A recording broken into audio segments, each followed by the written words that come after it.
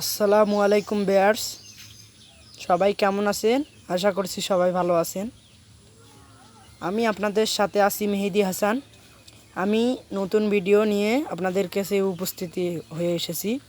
তো আমি একটা কালকে পাখি ধরেছি। পাখিটি অবশ্য আমার শিকারি, উড়তেও সে পারে। আমার অবশ্য শিকারি হয়েছে সে।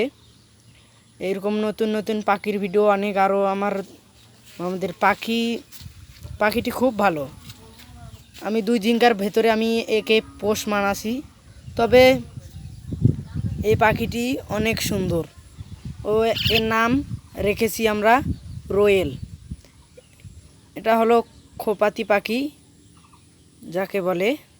তো গাইস, যারা পাখিকে ভালোবাসেন এবং এরকম নতুন নতুন ভিডিও নিয়ে আপনাদের সাথে উপস্থিতি হব, তো